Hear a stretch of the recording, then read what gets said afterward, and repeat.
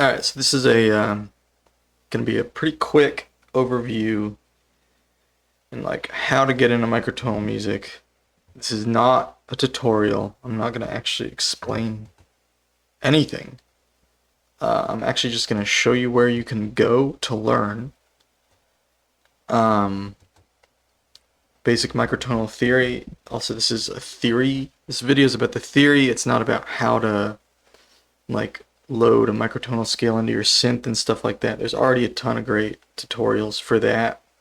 This is really about the theory. I feel like there's not really an obvious path to get in if you're new to this stuff. So I'm just going to explain more or less how I did it and what I think a logical path would be. I think basically how I did it was pretty logical and pretty straightforward. I'm not saying there aren't other ways to do it. There are, of course. But a lot of people just kind of stumble into this stuff. Most people who get involved in this stuff, they tend to be autodidacts. They're people who can teach themselves things. They're people who are they tend to be people who are very naturally curious, blah, blah, blah. They're a little more comfortable with exploring the unknown. But, most of us are not that comfortable teaching ourselves everything. We like to have some kind of structure, some guideposts along the way. And so I'm making this video for those of us who are gonna find some use out of that. So I'm just gonna show you where you can go. I'm gonna show you some resources on the internet, places you can go. They're all gonna be free. I'm not trying to sell you anything. I mean, you can give me money if you like, donate, but I'm not asking for your money, just offering you some suggestions.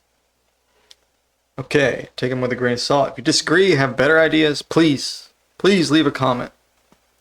Please help us see the real way, the better way. Okay, anyway, so first big thing, learn basic theory. Probably a lot of you know basic theory already. If you're watching this video, you're probably already a musician.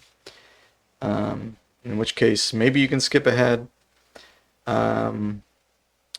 What do I mean specifically by basic theory? Really, I just mean like intervals, chords, scales / keys.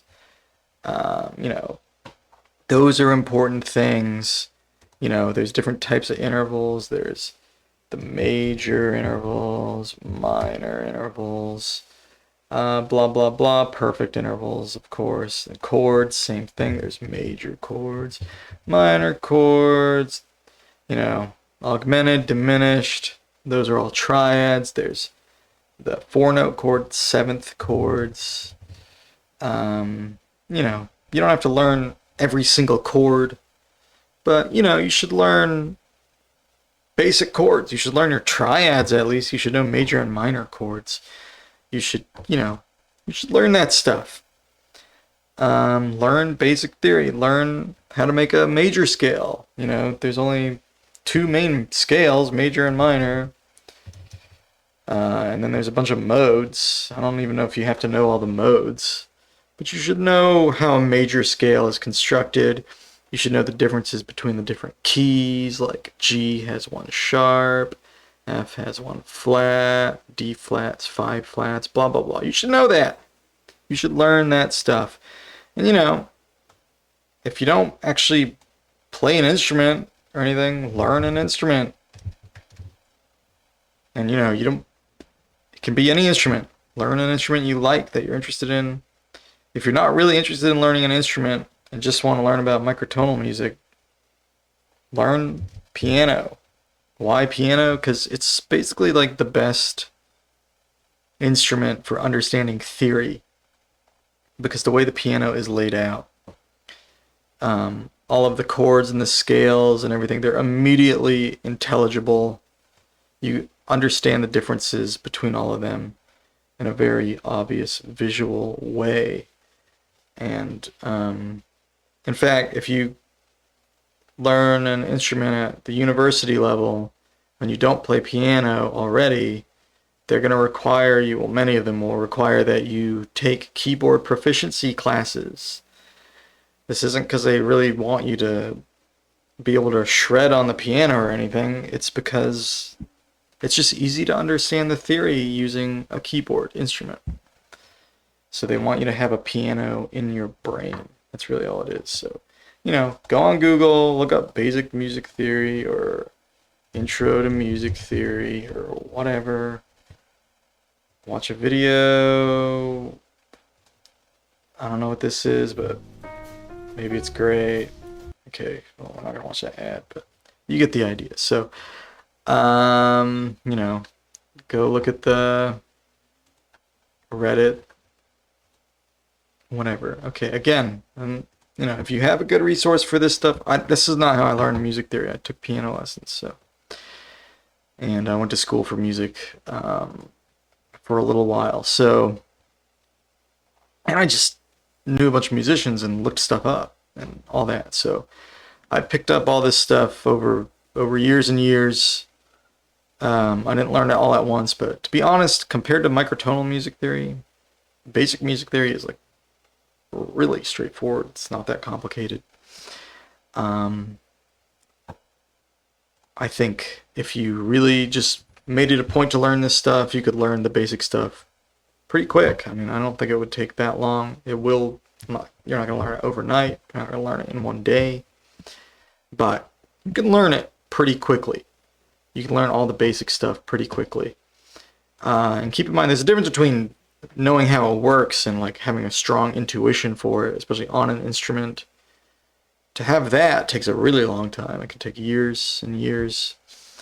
But to, just to know how it works, know like the basic formulas and all that, that does not take long at all. So yeah, learn basic theory. That is step 1. Okay. And once you've gotten that out of the way, now the first actual microtonal thing, learn quarter tones. Quarter tones is also known as 24 tet, tempered equal temperament, or sorry, not tempered, 24 tone equal temperament. It's also known as 24 EDO, just equal divisions of the octave. Yeah, learn this. Learn about quarter tones. Why quarter tones? Because it's basically it's like the logical next step after 12 equal.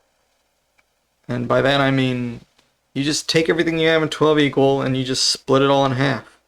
So you take the 12 notes of the piano and you cut them all in half. So then you have a 24 note piano. And in fact, there's like quarter tone keyboards online that kind of give you a nice visual for how this can work.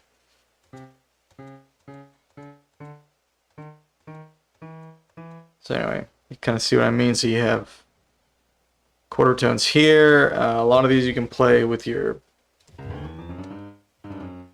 computer keyboard as well. This one looks like it has different tunings. It's 31 and 22 as well, which is cool.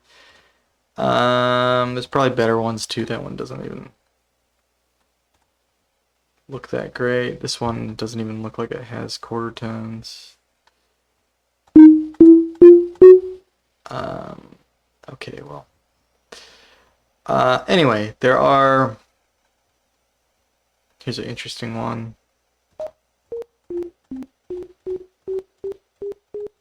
That one's bad. Don't do that one. Okay, anyway, find like a quarter tone piano. Quarter tone scale. Here we go. So you can see all the quarter tones.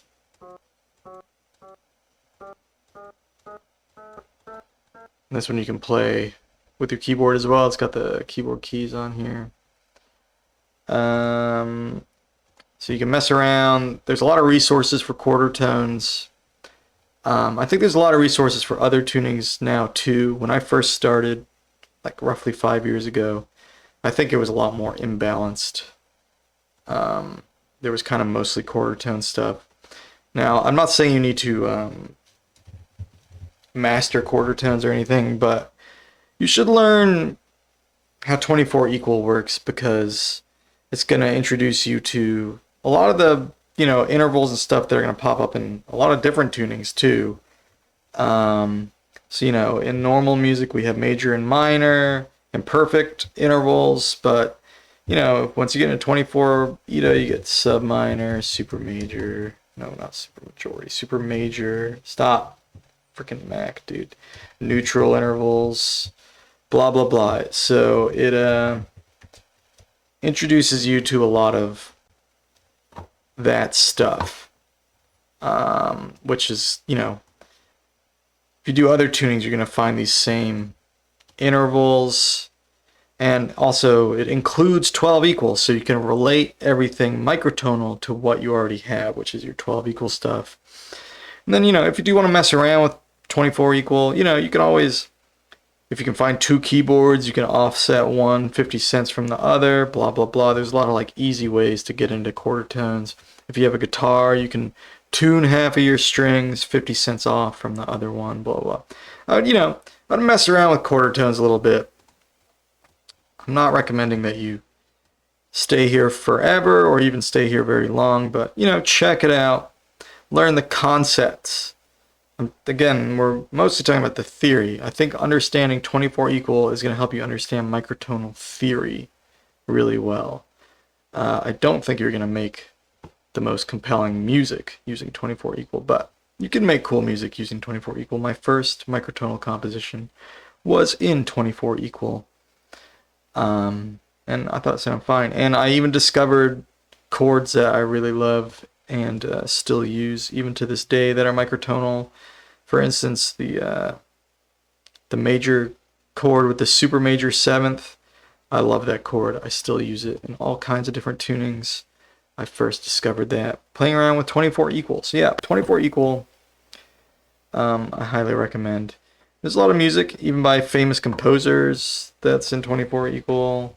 Charles Ives has stuff. Vishnegradsky. I don't know how to pronounce or how to spell that guy's name, but something like that. Etc., etc. How do you spell that guy's name? Here it is. Vishnegradsky with a Chnegradsky.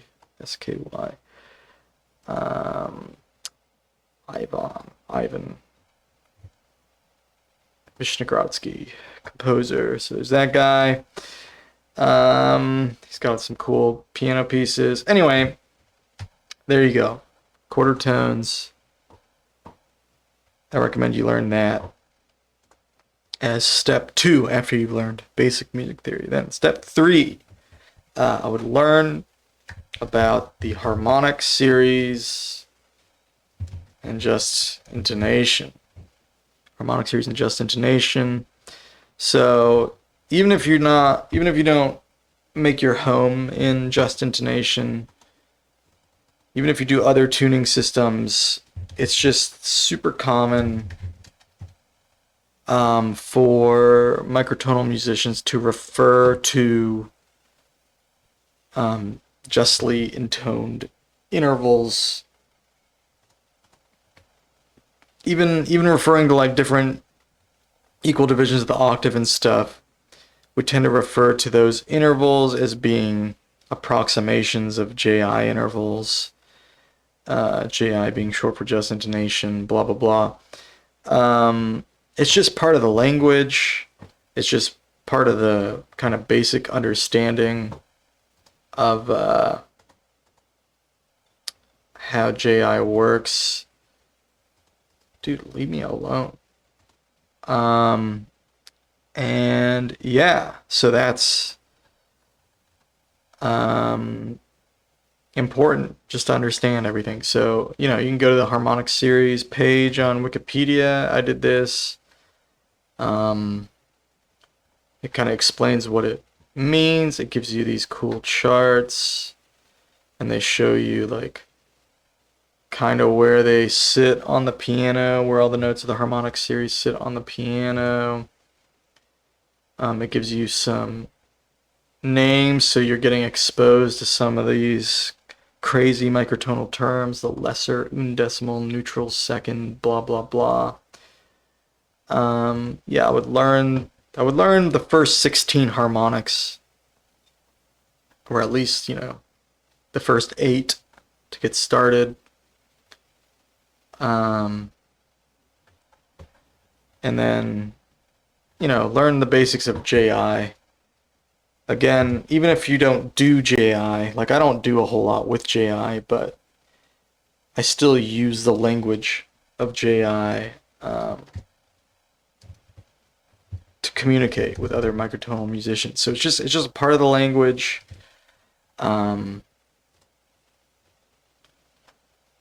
It's something you kind of just want to know. There's a great website from Kyle Gann. I will link to this in the description. Kyle Gann. Oh man, why does this thing assume it knows what I'm trying to say? Kyle Gann, Just Intonation Explained. Great website. It just talks about just intonation, how it works. I think it even goes over well, this first page doesn't go into much, but it's still a great intro. It has sound examples, which is obviously super helpful. It tells you how to do basic math with JI, and by that I mean when you talk about intervals, to understand how they relate, you kind of have to do this weird math where you octave reduce everything. It can be very strange, it can be hard to wrap your head around it at first, but once you get used to it, it becomes very intuitive. This teaches you how to do that. Don't be scared by this, the log A, B, blah, blah. You don't even have to do any of that. Mostly it's just playing with fractions. A lot of just the typical conversations we have in microtonal circles. Depending on who you're talking to, it changes, of course. But you don't have to know this stuff super in depth necessarily, but you do want to know how it works. You do want to eventually get comfortable doing some of these basic operations with JI intervals. So yeah, I would learn that. So I would learn that. That would be step 3. Get familiar with the harmonics series and just intonation. And how far should you take it? Maybe first 16 harmonics. I'm not saying you have to memorize them, but just kind of get familiar with them. And for just intonation, you should learn. You should know what 7 limit just intonation means. At least. But if you know a limit means, you're gonna know what more stuff beyond that means. So yeah, and I'll go to that website. I highly recommend this website. Again, I'll link to this in the in the description. And then next, and this is going to be the last step, I'm going to go over here, because once you've done this, you've already covered a lot of the basic ground, and you probably are seeing a lot of paths you can take. I'm going to offer one more suggestion for what you can do, and that's going to be get to know some simple edos, get to know some simple edos, non-12 equal divisions of the octaves, non-12 tunings. Specifically, I'm going to recommend 17 equal and 19 equal. Why is this? Well, because structurally, they're really similar to 12 equal, but they have some things that 12 equal doesn't. and they have a lot of things in common with 12 equal. So the biggest difference between these two tunings and 12 equal is that sharps and flats are not enharmonically equivalent in these two tunings. So C sharp does not equal D flat in 17 equal or in 19 equal. On the other hand, it does in 24 equal. So these are good tunings to kind of get to know, to sort of see that, you know, there are other ways to approach sharps and flats. There's other ways to structure your major scales and stuff. And yeah, I would learn how to make a major scale in both of these tunings. Learn how to make a major scale in 17 equal. One thing that 17 equal has that 12 equal does not is neutral scales. Neutral scales. That's also in 24 equal. So because you already learned 24 equal before you did this, you're already familiar with that, and you can apply it to 17 equal, and you'll see that 19 equal has no neutral scale. No neutral scale whatsoever. But does sort of have subminor and super major chords. And I guess scales too, but they're not very good in 19. But they're there, I guess. And yeah, and you can kind of hear the differences. 19 equal is probably more similar to 12 equal in terms of the sound, because they're both mean tone. But 17 equal is not. I think technically it's super Pythagorean, but it's like on the very low end of that. A lot of times people don't really refer to 17 equal as super Pyth, but I think it technically is. Anyway, so yeah, I would learn a little bit about that, and there are, you know, like 17 equal keyboards, 19 equal keyboards. And yeah, and basically these are like, going over these is kind of like a test of your knowledge. Like it's a way to apply the stuff you were learning in 24 to another tuning. It's a way to see, oh, you know, you can actually make a major scale in a tuning that isn't 12 equal, and the notes don't even line up the same exact way, but it still sounds like a major scale, blah, blah, blah. And yeah, that's my last, like, kind of suggestion in terms of like where you should go, what you should look to learn about all that.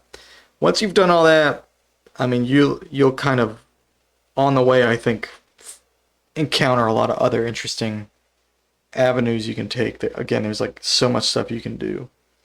I've barely covered anything, and I will say that personally, my favorite way to learn this stuff is simply by getting involved with the community. You can join the microtonal tuning and theory group on Facebook. I think that's the largest online microtonal community that there is. I'd also join Zen Harmonic Alliance. There is a Facebook group, but actually the Discord server is what I would recommend. I mean, join both, why not? But more stuff is happening on the Discord server. But yeah, those are both great resources, and there's a lot of people in both groups that, you know, would love to help answer your questions, point you to more resources, or just, you know, just talk about this stuff, talk about their favorite scales, talk about their favorite tunings. I've learned so much just from reading people's posts in these communities. I still do. You know, we have conversations and debates and all this stuff. And a cool thing about microtonal theory is that it does kind of force you to examine music on a deeper level and kind of question even like sort of basic things that we take for granted about, you know, like harmony and how that works. And, you know, it does sort of, you do sort of deconstruct music on this very basic level, which I find really interesting. But even if you're not into all that, like you can, you can have tons of fun making microtonal music. But yeah, again, this is not really a how to make microtonal music video. There's plenty of great resources for that. Check out Sevish's videos. Check out other people's videos. I'll put some links in the video description. But yeah, that's pretty much it. And if you have any questions, feel free to ask, leave a comment. Whatever. Okay. That's probably good.